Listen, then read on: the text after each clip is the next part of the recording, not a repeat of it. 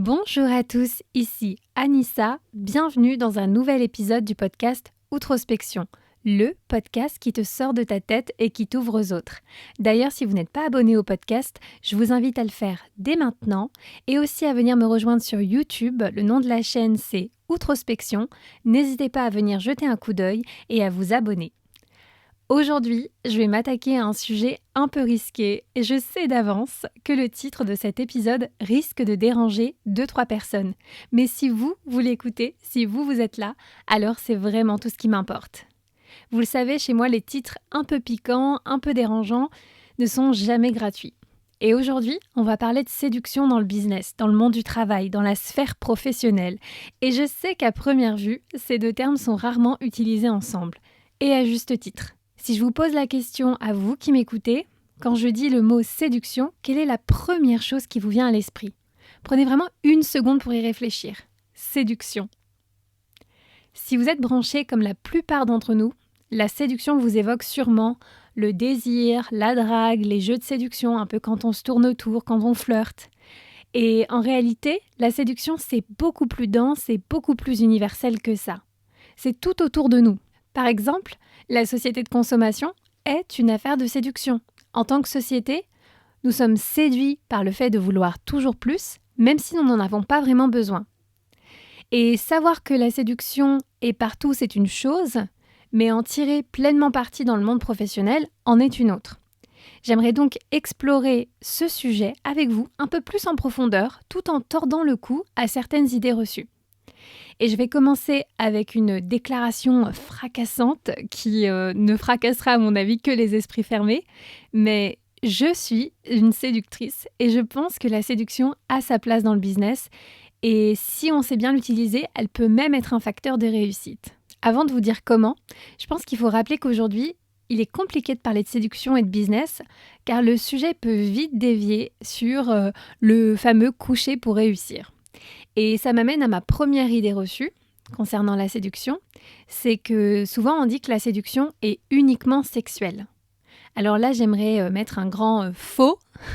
La séduction consiste à créer une attraction et un désir. Et comme je le disais précédemment, la séduction, elle est partout. Malheureusement, très souvent, nous restons bloqués sur la séduction sexuelle, comme si c'était la seule et unique facette de la séduction. Et de ce fait, on ne voit pas la séduction qui est tout autour de nous sous d'autres formes. Après, je ne vais pas nous blâmer, elle a souvent été utilisée de cette manière, que ce soit dans la publicité, dans le marketing, voilà, dans toutes les choses qui tendent à faire vendre. Pourtant, si on prend l'exemple des teasers de films, eh bien, sans parler de séduction sexuelle, eh bien, on est quand même dans la séduction, dans un trailer de film, dans une bande-annonce, puisque finalement, on nous en donne juste assez pour éveiller notre désir d'en savoir plus et attiser notre curiosité. Ça m'amène aussi à une autre grande idée reçue concernant la séduction, c'est que souvent, on dit « Ah, mais la séduction, c'est de la manipulation ». Et là encore, j'aimerais dire faux. En fait, je pense que c'est important de faire une distinction entre la manipulation et la séduction, parce que c'est souvent la raison pour laquelle la séduction a mauvaise réputation, car elle a été mal utilisée par beaucoup. Selon moi, la différence réside dans l'intention. Dans la manipulation, on va retrouver cette intention finalement de prendre quelque chose à l'autre, tout en le laissant avec le sentiment d'être finalement utilisé, d'avoir été utilisé, floué. Si je prends l'exemple dans le milieu de l'entreprise, voilà, d'une personne qui finalement userait de ses charmes, ferait un max de compliments à l'autre, essaierait vraiment de tirer le meilleur de cette personne pour lui faire faire par exemple le travail à sa place, et que la personne en retour se sentait un petit peu charmée, puis finalement se disait mais elle vient de m'avoir cette personne, elle vient de me donner du travail supplémentaire qui n'était pas à moi, et je me suis fait avoir, mince, en fait j'ai l'impression d'avoir été utilisée.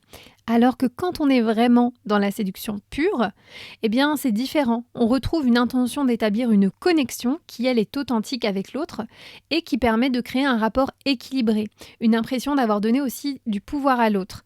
Je sais que parfois la frontière entre les deux peut être très mince, très fine. Cela dit, posez-vous toujours la question.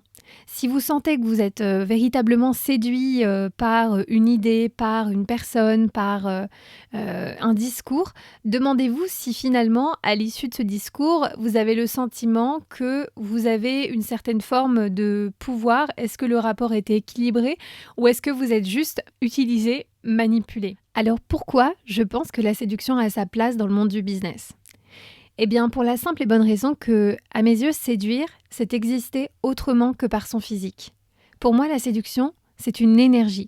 C'est une énergie qui se traduit surtout par un désir de connexion, une volonté de communiquer et une envie de se tourner vers les autres. La séduction, c'est une connexion qu'on va établir avec l'autre, où justement on est dans une position de comprendre le besoin de l'autre et de le remplir, entre guillemets, avec ce dont il a besoin. Et typiquement, si aujourd'hui je veux vous séduire, ce n'est pas de mon physique dont j'ai besoin, c'est de ma tête. Parce que mon physique peut vous plaire ou ne pas vous plaire, c'est ultra subjectif. Mais la séduction, elle fait davantage appel à ce qu'on ressent qu'à ce qu'on voit. Et pour moi, et c'est certainement le point le plus capital finalement de cet épisode, c'est que derrière la séduction se cache avant tout et surtout notre charme social. Il est très différent d'une personne à l'autre. Voilà, ça peut se retrouver dans une forme d'intelligence, de l'humour, une forme d'authenticité.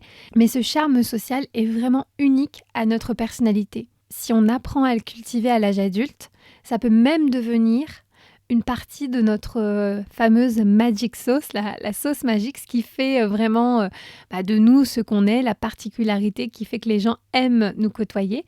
Et si on prend par exemple la vente, qu'est-ce qui fait un bon vendeur ? Eh bien, ce n'est pas tant sa capacité à recracher son speech commercial ou à vous baratiner. Un bon vendeur, c'est surtout quelqu'un qui pose les bonnes questions, qui vous amène finalement à combler votre propre besoin avec ce qu'il offre. À condition évidemment qu'il ait ce dont vous avez besoin. Mais c'est intéressant de voir que finalement, en vous écoutant et en étant super attentif, grâce à cette connexion et à ce lien qui est créé dans le rapport de séduction, eh bien, un bon vendeur est capable finalement de vous donner cette satisfaction et aussi cette impression de contrôle, ce dont je parlais précédemment. Je sais que pendant ces dernières années à Luxembourg, dans le cadre de mon métier, j'ai dû à très nombreuses reprises aller pitcher devant différents interlocuteurs, devant différents clients. Et puis les pitchs étaient divers et variés, autant sur un plan stratégique, sur un plan vraiment purement technique, ou bien même sur des questions d'ordre budgétaire. Et en fonction des situations, c'était pas forcément toujours des échanges qui étaient faciles, qui étaient simples à première vue, parce que des fois, j'étais face à des interlocuteurs qui étaient ultra fermés. Et puis les enjeux de ces pitchs-là étaient pour la plupart très importants. Gagner un projet, obtenir l'adhésion.